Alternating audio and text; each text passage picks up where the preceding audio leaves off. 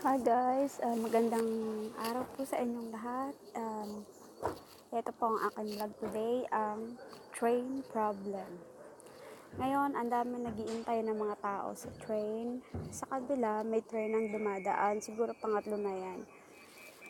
Pero dito sa kabilang side, sa papuntang city, oh my god, delay na naman. Siguro, nag-iintay na naman ako ng 20 minutos, 20 minutes. Nakakainis kasi yan, naipon na yung mga tao. Ang dami doon, sa sulok doon, sa unahan. At ang dami din dito doon, sa dulo doon. Kaya ngayon, ang magaganap ngayon sa train ay siksikan. Siguro, may problema na naman sa ginagawang railway, kaya na-delay na naman. Yan ang problema ko as a commuters. Lalo na papasok ako sa trabaho, okay lang kung hindi ako papasok sa trabaho eh. Kaya lang may times na yan, nalilate dahil sa ganyang problema. Pag nag-take naman ako ng bus, punong-puno rin dahil yung mga train na na-delay, yung mga taong magte-train pupunta ng bus. So punong-puno rin, halos masukan na yung bus sa dami ng tao. Kasi iba may mga bisikleta pandala, diba? Kaya minsan lalo nang magsisiksikan dahil sa mga bisikleta na yan, ang sikip-sikip sa loob ng train. Sana nga dumating na yung train kasi sayang yung oras ko, papasok ako eh. Oh my God. Hindi na nakakatuwa. Pagka ganito ang problema, minsan nade-delay. Sasayang ang aking oras sa trabaho. Basta tuwing papasok ako halos, yan ang problema ko, train, delay. Diyan ako naiinis. Kasi sayang, wasting time talaga eh. Lalo na kung strike, talagang walang masakyan, palipat ako ng bus. Para lang papuntang trabaho. Kaya lang, mas lalong lumalayo.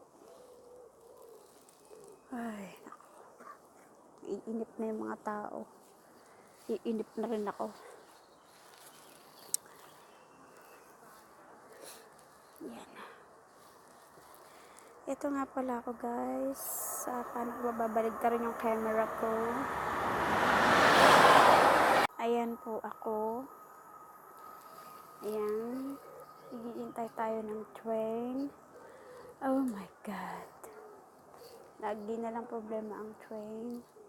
Nasa train station po ako. Ayun lang po yung tinitirhan kong building. Yan sa likod ko, yung makulay. Malapit lang ako sa train station. Yung building na sa likod ko, diyan lang ako nakatira. 5 minutes walk lang po ako sa train station. Pero pag na-delay naman ang train, sobrang problema. Nakakainis. Malapit lang ako sa station ng train, sa bus station, tsaka sa mga grocery stores. Kaya like kong tumira dito sa lugar ko. I'm living in Brøndby. I'm living in Denmark. And proud po ako dahil kahit mahirap ang buhay dito sa Denmark, nahihirapan ako minsan, pero nakakaraos din. Yan. Mahirap mag-iisang commuters, lalo na wala kaming car.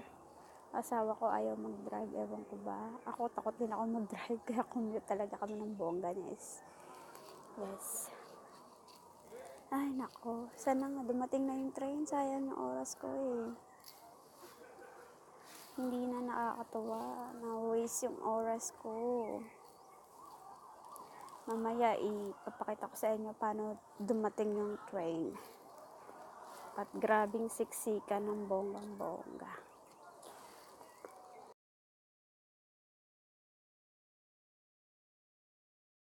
Train. Kita niyo po siya. Oh my God, punong-puno. Saan kaya? Oh my God, punong-puno. Saan ako sasakay?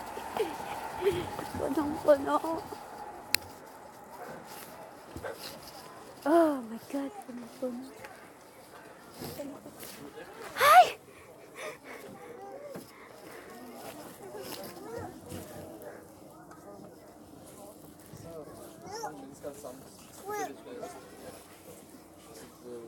Ay, grabe ko na. Saan ka? Hirap. Wala nang maupuan. Wala nang makapitan.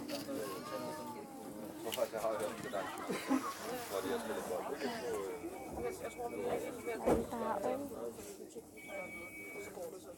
Yun na guys.